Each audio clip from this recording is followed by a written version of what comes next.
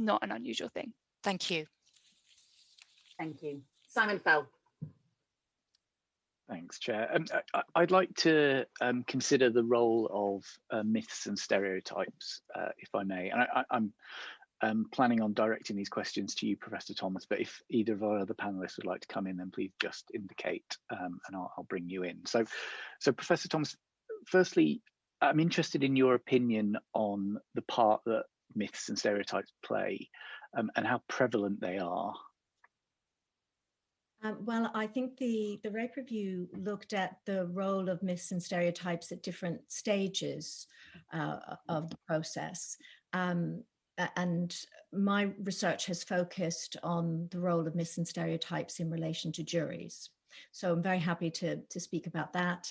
I do think that the Rape Review highlighted some interesting points about the role that myths and stereotypes about rape and sexual offences may play with the police and with prosecution in their decision making, but that's not part of my research. So I'll just focus on the research that I've done with juries.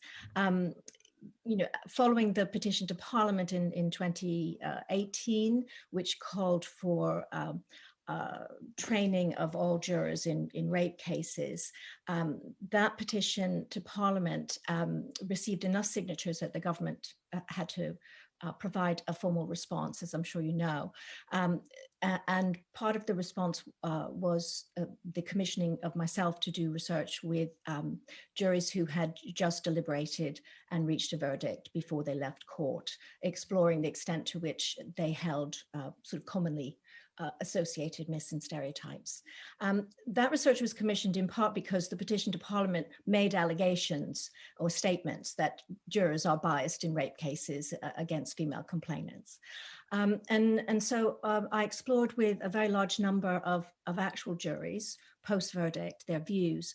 And what we found was that, contrary to what was found in public opinion polls and research that had used volunteers to act as juries, those people who had actually served on juries and deliberated to reach a verdict, there were very, very low levels of belief in commonly held rape myths and stereotypes. So, for instance, the overwhelming majority of serving jurors, don't believe that rape will leave marks and bruises on people, that a victim will always fight back, that the way someone is dressed or their behavior somehow contributes to rape. There isn't a very strong belief as well that people will always immediately report a rape allegation. So a lot of these factually based issues, we found that the vast majority of jurors don't believe this. So I think this is actually quite important. It relates to a question that your colleague raised earlier about perhaps the impact of historical sexual offences cases.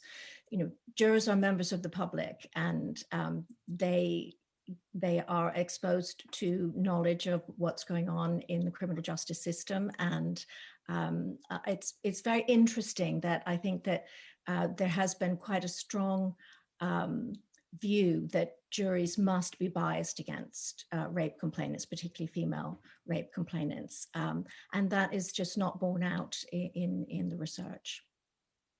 Thank you. I've